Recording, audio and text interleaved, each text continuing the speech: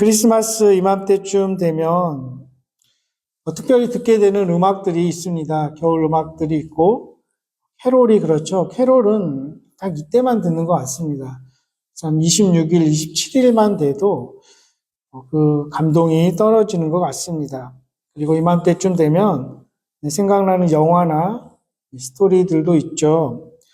그 중에 하나가 바로 잘 아실 텐데 그 오 헨리라는 작가, 실명은 윌리엄 시드니 포터인데 이 오 헨리의 단편 소설 크리스마스 선물이라는 이야기 혹시 읽어보신 분들도 있고 참 유명한 그런 소설입니다.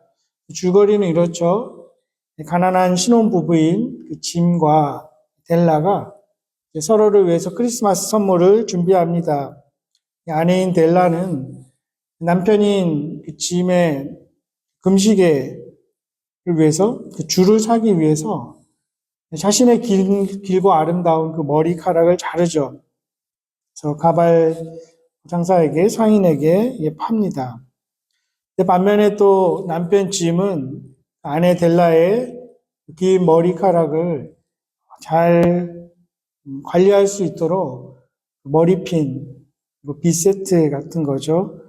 그것을 사기 위해서 대대로 갑오로 내려온 자신의 소중한 금시계를 팔게 됩니다. 그 장면을 한번 상상해 봅니다. 이 짐과 델라가 서로에게 크리스마스 선물을 주는 그 장면.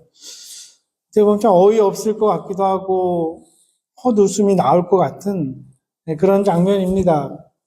서로를 향한 진심 어린 깊은 사랑, 그것이 독자들에게 긴 여운을 남기죠.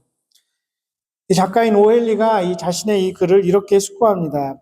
자기 집안의 가장 고귀한 보물들을 현명하지 못하게 서로를 위해 희생했던 어리석은 두 사람, 중간은 생략하고 선물을 주고받는 모든 사람들 중에 그들만큼 현명한 사람이 있겠는가?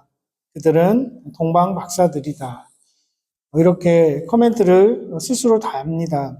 이 흥미로운 것이 실제로 이 단편 소설의 원 제목은 크리스마스의 선물이 아니라 The Gift of the Magi, 그러니까 동방 박사들의 선물입니다.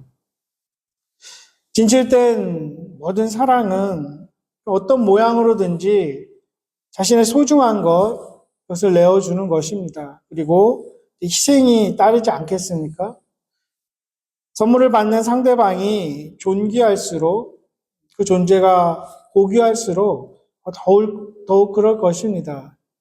이 오늘 본문의 동방 박사들도 왕이신 예수님을 만나기 위해서 그들의 삶의 커다란 일부를 내어놓은 것이죠. 어찌 보면 사람들의 눈에는 어리석게 보일 수도 있습니다. 동방이라고 지칭된 이곳 그 당시 바벨론 지역이었습니다. 지금의 이라크 주변이겠죠. 예루살렘으로부터 적어도 한 1700km 떨어진 곳입니다. 차도 없고 교통수단이 없던 그 시대에 낙타를 타고 걸어서 하루에 30km 이상 이동한다고 해도 2달 정도 걸렸을 것입니다. 실제로 바벨론 포로기에서 돌아오는 그 내용이 담겨있는 에스라 느헤미야서에 보면 4,000명, 5,000명이 그곳에서 귀환할 때 2달 걸렸다는 그 기록이 있습니다. 정말 희생이죠. 그 오랜 시간 동안 굳이 그렇게까지 해서 여기에 와야 했을까? 자신들의 왕도 아니고 유대인들의 왕인데 묵상해 보게 됩니다. 이 동방 박사들 지금의 천문학자입니다. 그리고 점성술가입니다. 별을 연구하면서 하늘을 연구하면서 이 점을 치기도 했습니다. 그리고 예언을 하기도 했죠. 근데 이 사람들이 참 특이하게 수백 년이 지났는데도 그 바벨론 땅에 살면서도 구약의 선지서의 예언을 알고 있었다는 거죠. 역시 상상해 볼 수 있습니다. 아마도 유대인들이 그곳에서 70년 동안 바벨론에서 포로로 살 때 다 귀환하지는 않았습니다. 거기에 남아있던 사람들도 있는데 그들의 후손이었을 수도 있고 아니면 그 남아있던 유대인들과 교제하면서 같이 구약을 배웠던 사람들, 그들의 후손일 수도 있을 것입니다. 실제로 자료를 찾아보면 계속해서 그때 그곳에는 유대인 센터가 있었다고 합니다. 거기서 유대인들의 학문과 어떤 구약을 배울 수 있었다고 합니다. 동방 박사들에 대한 해석도 분분합니다. 딱 3명이라고 사실 나와 있지는 않기 때문에 어떤 학자들은 더 많았다. 수행원들도 많았고 그들을 보좌할 수 있는 사람들도 많아서 그 일행이 참 컸을 것이다. 이렇게 이야기하는 학자들도 있습니다. 실제로 동방정교회에서는 지붕이 둥그렇게 된 그 교회들이죠. 올소독스 철치. 그쪽에서는 동방 박사들이 12명이었다. 이렇게 주장하기도 합니다. 하지만 이제 서방 교회에서는 드린 예물이 3개니까 3명이었다. 규정해서 지금까지 쭉 왔습니다. 여행이라고는 거의 해보지 않았을 그 사람들이 여행 중에 찾아오는 난관을 다 감당해야 했습니다. 그리고 마침내 예수님께 나와서 경배하고 예물을 드리죠. 그런데 오늘 본문에 보니까 이들이 그 구약을 완벽하게, 정확하게 이해하지는 못했던 것 같습니다. 왜냐하면 베들레헴이 아니라 예루살렘으로 왔던 거죠. 분명히 왕이니까 당연히 예루살렘 궁전에서 태어날 것이라고 생각을 했던 거죠. 또 흥미로운 것은 이 헤롯도 그 구약의 예언을 알았던 것 같습니다. 동방의 박사들이 찾아왔을 때 굉장히 놀래거나 박사들의 말에 막 반박하지는 않습니다. 도리어 주변에 있던 대제사장 그리고 서기관들을 불러서 물어보기도 하죠. 그리고 그들도 잘 알고 있었습니다. 베들레헴에서 날 것이다. 그래서 동방 박사들에게 가르쳐 주기도 하지 않습니까? 그래서 베들레헴으로 가라. 그렇게 이야기도 합니다. 베들레헴은 예루살렘에서 한 9km 정도 떨어진 곳입니다. 여기서 치킨 플러스 있는 그 그쯤 됩니다. 거리가 멀진 않죠. 알았으면서 왜 같이 가진 않았을까?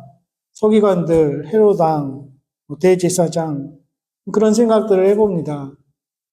베들레헴 참 이스라엘에서 역사가 깊은 곳이죠. 야곱의 아내 라헬이 베냐민 마지막 아들을 낳다가 죽게 되죠. 그 사랑하는 아내 라헬을 이곳에 묻습니다. 그리고 오랜 시간이 지난 후에 다윗이 이 베들레헴에서 태어납니다. 그 후로는 계속 다윗의 성 이렇게 줄곧 불리웠습니다. 그리고 오늘 이제 본문에 보니 왕으로 오신 예수께서 이곳에 베들레헴에 태어나게 됩니다. 그런데 이것을 미가라는 선지자, 이사야 선지자랑 같이 활동하던 예수님 오시기 한 700년쯤 전에 활동하던 그 선지자가 예언해 놓은 것이죠. 5장 2절에 이스라엘 다스리는 목자, 왕이 베들레헴에서 나올 것이다. 이렇게 예언을 했던 것이죠. 그 베들레헴에 도착해서 동방 박사들이 예물을 드립니다. 그냥 일반적인 예물도 아닙니다. 당시 참 구하기 힘든 왕에게나 드릴 수 있는 또 신에게나 바쳐지는 그런 예물입니다. 황금이고 또 유향, 하나의 향료입니다. 어떤 약재로 쓰이기도 하고 방향제로 쓰이기도 했는데 특별히 제사 지낼 때 이렇게 향을 내는 재료였습니다. 그래서 거룩한 향료로 취급되었죠. 그리고 모략은 값비싼 장례용 방부제로 사용되었습니다.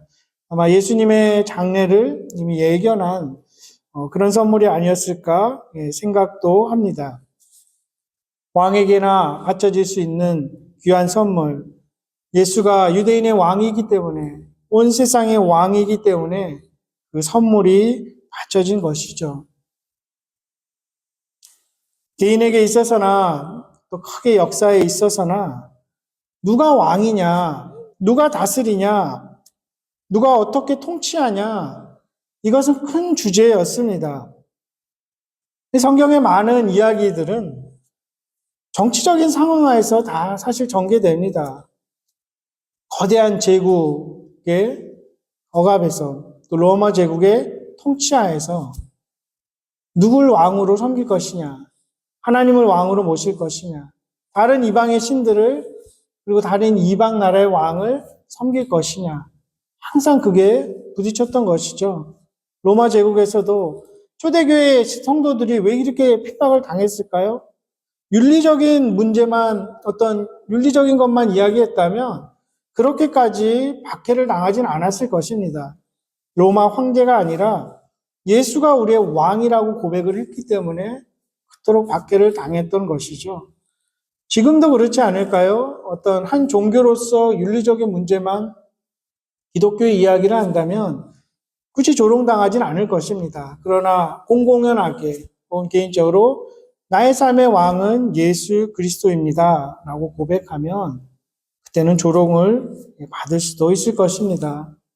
내 안에서 자아의 싸움이 있다면 누가 왕이냐의 문제 아닐까요? 예수가 왕인지, 주님이 왕인지, 내가 왕인지 항상 부딪혀 온 것이죠. 오늘 본문에도 이 두 명의 유대인의 왕이 등장합니다. 사실 한 사람은 유대인은 아니었습니다. 근데 유대인의 왕으로 지금 다스리고 있습니다. 이 헤롯이죠. 물론 헤롯이라는 이름은 한 4-5명 정도 성경에 이렇게 등장합니다. 헤롯 왕가의 사람들을 보통 헤롯이라고 하고, 지금 여기 나오는 헤롯은 헤롯 대제라고 불립니다. 그 사람은 이 로마 제국의 힘을 얻고 유대인의 왕이 되었습니다. 그리고 혈통도 유대인은 아니었고 에돔 사람하고 피가 섞인 것이었죠. 그래서 많은 유대인들은 이렇게 좋아하지 않았습니다. 그리고 인정하려 들려고 하지 않았죠. 하지만 그 사람이 그걸 더 알았기 때문에 유대인들을 위해서 성전도 굉장히 크게 그가 죽고 이후에 70년 동안 계속 짓게 되지만 굉장히 큰 성전을 짓기도 합니다. 그래서 랍비들도 그 성전을 보지 않고서는 아름다움을 논할 수가 없다. 이렇게도 이야기합니다. 솔로몬이 지었던 그 성전도 아름답고 화려하지만 그것보다 규모가 막 3배 정도 큰 그 담의 길이만 해도 500m에 달하는 그런 성전을 짓기도 합니다. 그러면서 유대인들의 환심을 사는 거죠. 그리고 자신이 유대인의 왕임을 나타내려고 합니다. 하지만 이 사람은 참 잔인했습니다. 그리고 아내를 10명이나 두었기 때문에 그 자식들도 얼마나 많았겠습니까? 나중에는 왕위를 찬탈하기 위한 그런 갈등, 어떤 피비린내 나는 그런 일들이 많이 벌어집니다. 결국 나이가 들어서는 편집증 환자가 되어서 아내도 죽이고 자기 아들도 2명이나 죽이고 이렇게까지 된 사람입니다. 이 사람은 로마의 군사 정치 세력들을 배후에 두고 참 이런 화려한 궁전에 살던 사람이죠. 그런 왕입니다. 물론 왕 정도 되는 위치에 있는 사람이 굳이 허름한 집에 살 필요는 없을 것입니다. 일부러 그러는 것도 어떤 면에서는 위선일 수 있겠죠. 하지만 대부분 세상의 왕들은 더 크고 화려한 궁전에 살기를 원하죠. 그리고 더 그렇게 크게 짓습니다. 다니엘서에 나오는 느부갓네살 왕, 그가 지었던 그 궁전도 그렇고 금신상도 하늘을 찌를 듯한 금신상, 이런 표현이 있습니다. 하늘에 닿아서 땅 끝에서도 볼 수 있는 나무, 이런 표현들. 더 크고 화려하게 자신을 과시하기 위해서 그렇게 짓습니다. 어떤 면에서는 두렵기 때문이 아닐까요? 또 허무하기 때문이 아닐까 싶기도 합니다. 또 다른 한 왕은 다윗의 후손인 유대인입니다. 나사렛의 작은 동네 출신, 연약한 여인의 품 안에 안겨있는 어린 아이에 불과한 왕입니다. 자신을 돌볼 왕실 호위대도 없습니다. 보호해줄 경호원도 없고 궁전도 군사도 재물도 없는 왕입니다. 지극히 연약하고 평범한 어린 아이지만 마침내 모든 사람들을 구원해줄, 실망하는 하나님의 백성들을 구해줄 그러한 진정한 왕입니다. 그의 왕관은 가시 면류관이었습니다. 그의 보좌는 이 십자가였습니다. 이 두 왕이 참 대조를 이루게 되죠. 또 공교롭게도 헤롯이 왕좌에 오른 나이가 33살입니다. 예수님은 33살 같은 나이에 돌아가셨죠. 한 사람은 자신만을 위한 권자에 대한 열망을 가진 자이고, 한 사람은 세상을 위한 희망을 가져오는 자입니다. 그런데 지금 이 개인적인 야망이 세상을 위한 소망을 제거하려고 합니다. 세상의 거짓된 왕이 참된 왕을 없애려고 하고 있죠. 아마 헤롯은 자신이 박사들을 제대로 속였다고 생각했던 것 같습니다. 왜냐하면 박사들 베들레헴으로 갔을 때 믿업지 못했다면 누군가 사람을 보내고 감시했을 것 같습니다. 그 부하를 보내서 어떤 조치를 취했을 것 같은데 지금 보니 그렇지 않습니다. 그리고 박사들이 분명히 돌아올 것이라고 의심하지 않았던 것 같습니다. 여기서 우리는 인간의 예상을 뛰어넘는 방식으로 일하시는 하나님의 주권을 보게 됩니다. 사람들이 예기치 않은 그런 방식으로 자신의 뜻을 이루어 가시는 그 하나님을 보게 됩니다. 헤롯이 소집한 대제사장들, 서기관들, 그들은 주님께 왕이신 예수께 경배하러 가지 않았습니다. 어찌 보면 유기된 것이죠.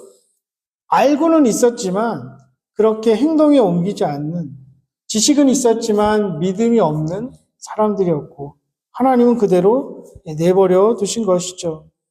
거기에 비해서 동방 박사들은 꿈에 하나님이 지시하시죠. 헤롯에게로 가지 마라. 예기치 못한 방식으로 구해내시는 것입니다. 예수님의 탄생만 봐도 그렇죠. 인간의 기대와 야망에 전혀 부합하지 않은 이 왕의 탄생 이야기는 겸손한 자들에게는 자신을 드러내 보이시고, 유기된 교만한 자들에게는 감추시는 하나님의 주권과 섭리를 보여주고 있습니다. 오직 믿음의 눈으로만 하나님이 어떻게 일하시는가를 볼 수 있는 것입니다. 이 마태는 독자들에게 그것도 들려주고 싶은 것이죠. 하나님은 경이로우신 하나님이다. 하나님의 행동을 예측할 수 있다고 생각하는 사람들을 좀 놀라게 하고 있는 것이죠. 이것은 우리의 삶 속에서도 우리가 보게 됩니다. 우리 삶 가운데 일어나는 모든 일들이 예측 가능하다면, 우리가 아는 하나님이 일하시는 방법이 우리가 다 상상할 수 있는 그런 분이라면 과연 그 부분이 경이로운 하나님, 신비한 하나님일까 싶은 것이죠. 우리가 올 한 해만 돌아봐도 개인적으로든 공동체적으로든 마찬가지일 것입니다. 전혀 예기치 않은 방식으로, 전혀 예기치 않은 모습으로 우리를 이끌어 오시는 그 하나님을 보게 됩니다. 그 하나님의 경이로움, 그 예측 불가능함을 인정하고 수용하는 자들에게 하나님은 그의 뜻을 드러내시는 것이죠. 이 동방박사의 내러티브에서 우리는 또한 하나님의 사랑을 봅니다. 이 왕은 왜 우리에게 왔습니까? 우리를 이처럼 사랑하시고 세상을 이처럼 사랑하시는 그 하나님의 구원 계획, 그것이 목적이었죠. 우리를 위해서 생명을 내어주러 이 땅에 오신 것이죠. 예수라는 이름 자체가 자기 백성을 죄에서 구원할 자라는 그런 뜻이죠. 이 마태가 전하는 이 동방박사들의 내러티브는 이제 우리에게 거룩한 도전도 던집니다. 그렇다면 우리는 왕이신 예수께 무엇을 내어드릴 수 있을 것인가? 과연 왕을 알아볼 수는 있을까? 왕을 찾아 나설 그런 결단을 할 수 있을까? 그런 질문들을 던져봅니다. 그리고 그렇게 글로만 쓴 건 아니죠. 이 마태 자신의 삶을 한번 우리가 생각해 봅니다. 마태는 누구입니까? 세리입니다. 텍스 컬렉터. 당시 세금을 걷어가지고 로마 제국에 바치던 자였죠. 두 가지 종류의 세금이 있었다고 합니다. 하나는 고정세, 곡물, 주세, 과일, 기름, 소득 이런 것들을 부과하는 세금은 정해져 있었는데 다른 하나는 임의적인 세금이었다고 합니다. 뭐 수출, 수입, 유통 이런 데에 매기는 것은 이모대로 매길 수 있었습니다. 그러다 보니 이 서민들의 피를 빨아먹는 그런 세리라고 생각했기 때문에 이들은 친구도 없었고 그들끼리만 친구였겠죠. 그리고 누가복음 18장에 보면은 이런 바리새인들은 멀리 서 있는 자들이 이렇게 나와 있습니다. 왜냐하면 너무 악한 자들이기 때문에 살인자들과 같은 동급 취급을 당했고 회당 출입도 금지되었던 것입니다. 근데 이 마태는 이제 예수님의 부르심을 듣고 다 내어놓는 것이죠. 그동안 모았던 그 많은 세금들, 그리고 이제 그들의 친구들도 세질 텐데 더 이상 친구가 될 수 없는 것이죠. 모든 것을 버리고 주님을 쫓게 됩니다. 그것은 예수님이 보여주신 겸손과 사랑이 그로 하여금 그렇게 만들었던 것입니다. 그 마태가 우리에게 도전을 주고 있는 것이죠. 성탄의 계절에 이런 이야기들을 한번 묵상해 봅니다. 짐을 사랑해서 자신의 머리카락을 내어준 이 델마의 이야기가 우리의 마음을 참 따뜻하게 하죠. 험하고 먼 여정을 마친 후에 왕이신 예수께 나와 고귀한 선물을 준 동방박사들의 이야기, 우리의 가슴을 뭉클하게 합니다. 우리를 사랑하셔서 생명까지 내어주신 그 예수 그리스도의 탄생 이야기, 우리에게 오신 이야기는 우리의 심령을 기쁨과 소망으로 가득 채웁니다. 더 기쁘고 놀랍고 감사한 소식은 이렇게 왕을 찾아 나선 사람들과 달리 우리는 왕을 찾아 나설 이유가 필요가 없다는 것이죠. 그 왕이 친히 우리에게 찾아오셨다는 것입니다. 그야말로 복된 소식이 아닐 수 없습니다. 그 왕은 약속하신 대로 이 땅에 다시 오실 것입니다. 그렇기 때문에 우리는 우리 자신을 위하여 왕국을 세우지 않습니다. 왕을 찾아 나설 이유도 없습니다. 다만 그 왕을 기다리며 그 약속을 붙들고 마침내 우리가 임하게 될 그 하나님 나라의 백성으로 합당한 삶을 그 기다리는 동안 살아가는 자들입니다. 그렇다면 어떤 것이 합당한 삶일까요? 여러 가지로 이야기할 수 있겠지만 저는 이 미가 선지자의 외침을 다시 한번 들추어 봅니다. 미가 선지자 5장 2절에 근거해서 베들레헴에서 왕이 목자가 날 것이라는 그 미가 선지자의 글을 다시 한번 읽어봅니다. 미가 선지자 심판을 외쳤지만 또 하나님을 경배했던 그런 선지자고 우리에게 큰 힘을 주는 그러한 선지자입니다. 6장 8절에 미가서 6장 8절에 이렇게 기록합니다. 사람아 주께서 선한 것이 무엇임을 내게 보이셨나니 여호와께서 내게 구하시는 것은 오직 정의를 행하며 인자를 사랑하며 겸손하게 내 하나님과 함께 행하는 것이 아니냐. 하나님의 백성의 합당한 삶은 공의롭게 살아가는 것입니다. 인자인 예수 그리스도를 사랑하며 사는 것이고 겸손히 하나님과 늘 동행하는 것입니다. 그리고 미가서 7장 7절에서 9절은 또한 개인에게 이렇게도 그리고 스스로에게도 이렇게 외칩니다.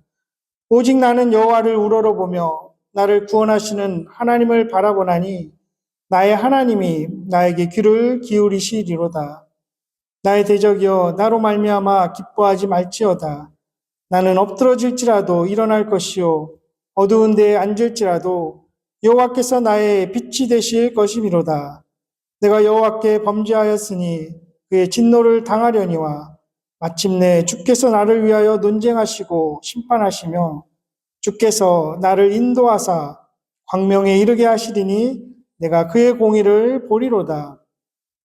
우리의 잘못, 이스라엘 백성의 잘못, 자신의 잘못으로 심판을 받는다고 해도 그것은 공의로운 심판이고 하나님은 거기에서 반드시 일으켜 세우실 것이라는 그 믿음이 있는 고백이고 우리도 그렇게 살아가라고 미가 선지자가 하나님의 성령이 우리에게 말씀하시는 것이죠. 마지막으로 미가 7장 19절에서 20절 말씀 읽어드리겠습니다.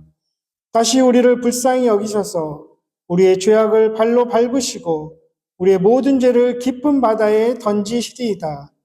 주께서 옛적에 우리 조상들에게 맹세하신 대로 야곱에게 성실을 베푸시며 아브라함에게 인애를 더하시리이다. 마침내 하나님은 우리를 공의로 심판하시지만 그보다 더 큰 사랑으로 그 인애로 우리를 구원하시고 우리의 남은 날들을 인도하신다는 약속과 축복의 말씀입니다. 이 땅에 왕으로 오신 예수 그리스도를 통해서 우리의 죄를 그에게 전가시키시고 우리의 죄를 감당하게 하시고 그렇게 공의를 이루시고 또 그분의 부활로 인해서 우리에게 영원한 생명을 주실 그 능력의 그 사랑의 하나님을 이 성탄의 계절에 함께 묵상하고 더욱더 높이 찬양할 수 있기를 소망합니다. 미가서 이 말씀이 그 왕을 기다리며 이 땅을 살아가는 동안 여기 함께한 리디머 교회 성도님들의 삶 가운데 예수 그리스도로 인하여 날마다 이루어지기를 주님의 이름으로 축원합니다. 기도하겠습니다.